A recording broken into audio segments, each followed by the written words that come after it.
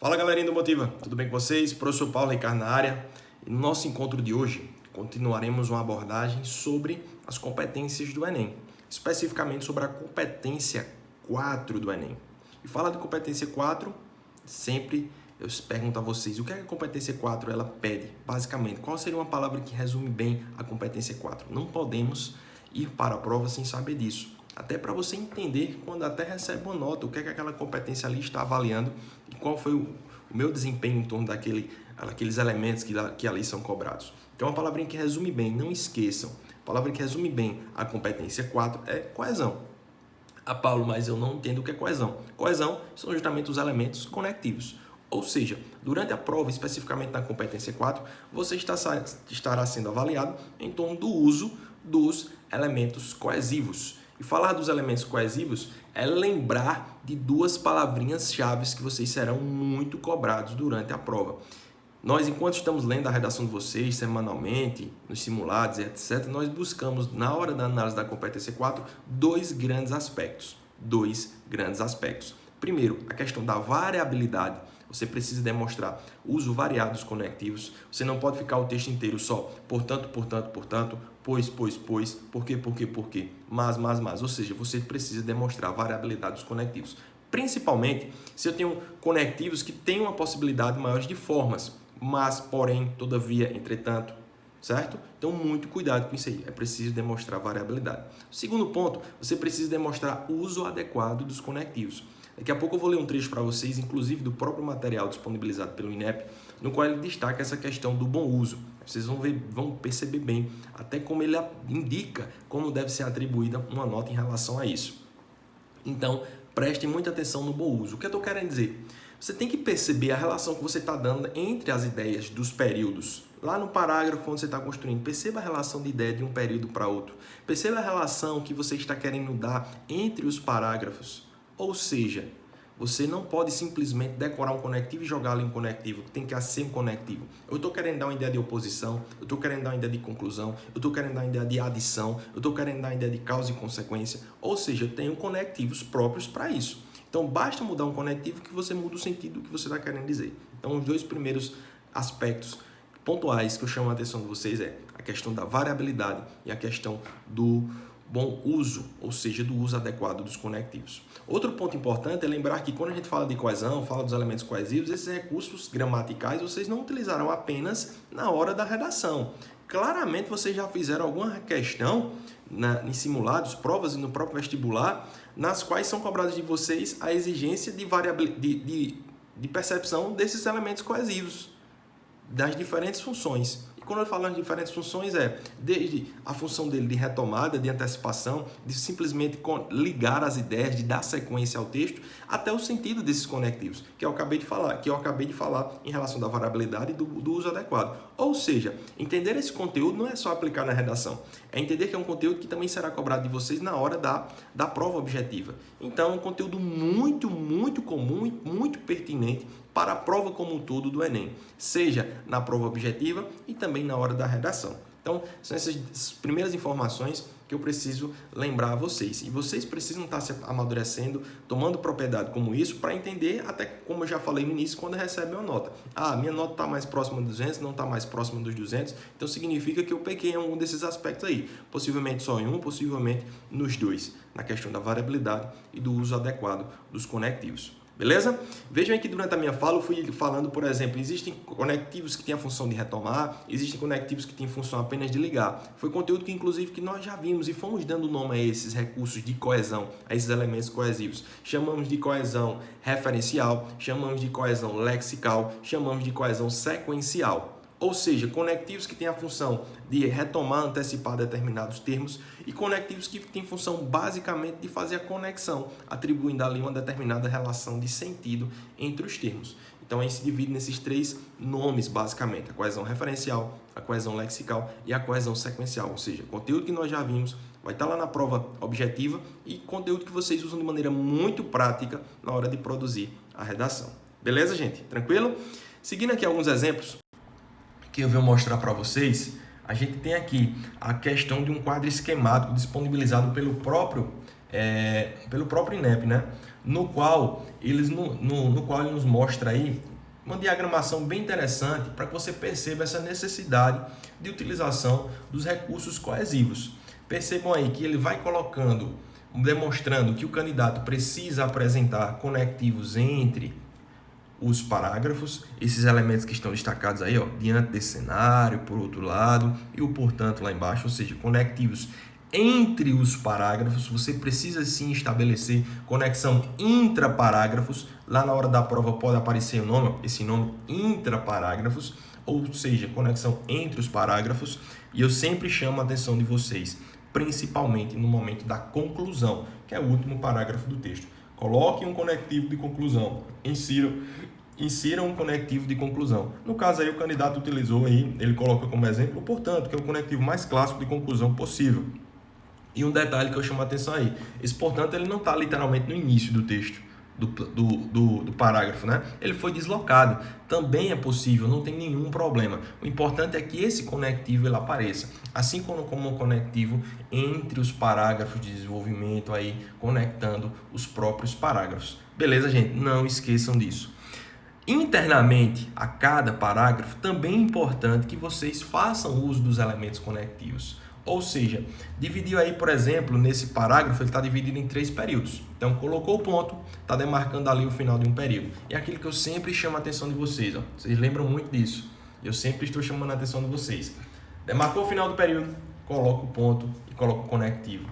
E que conectivo é esse, Paulo? Você não tem que estar decorando o conectivo. Vai depender, como eu já disse, do que você está querendo dizer. A gente vai ver ali no exemplo que ele deu, ele fez uma variabilidade de conectivos, fruto do que ele está querendo dizer. Ele vai usar o esse e depois ele vai usar um entretanto, na conexão interna ao parágrafo. A conexão intraparágrafo. Não confundir intra, que é dentro do parágrafo, inter, entre os parágrafos. Então, na conexão ali intraparágrafo, ou seja, dentro do parágrafo e especificamente entre os períodos, ele colocou um esse, né? Volta lá para vocês verem, ele colocou um esse. Depois ele vai usar um entretanto. Gente, ele utilizou esse aí, lembra, o esse é apenas um elemento de quê? De retomada, esse.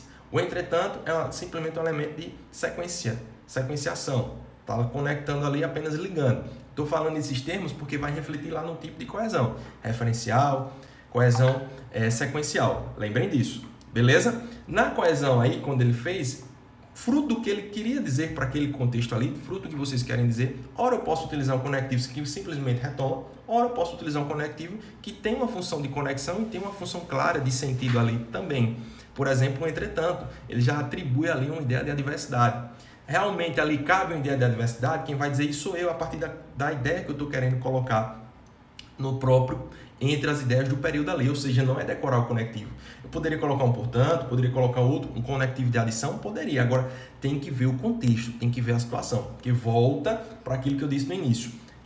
Tem a ver com o uso adequado do conectivo, não é simplesmente jogar o conectivo.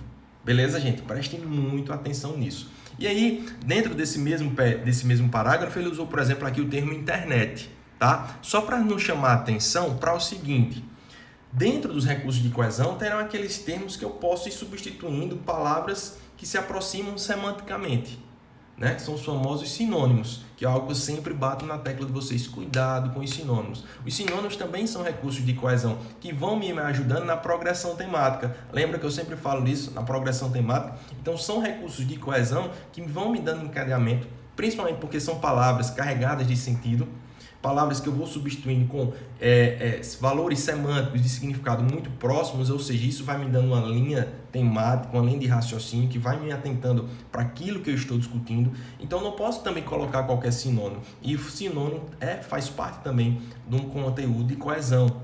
Ele aí está dentro de uma coesão lexical, que também se aproxima muito da coesão referencial, até porque um termo vai retomando o outro, mais especificamente dentro da coesão lexical, porque eu tenho uma palavra carregada de sentido.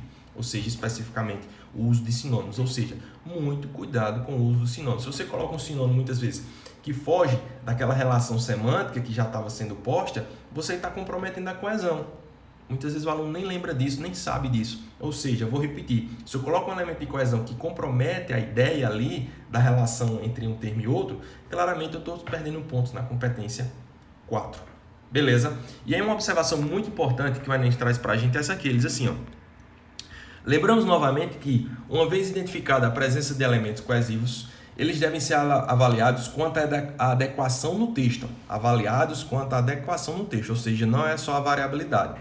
Essa observação é coerente com a ideia central da prática avaliativa da competência 4, que valoriza o funcionamento das relações semânticas, de oposição, enumeração, por exemplo, na articulação de ideias e argumentos.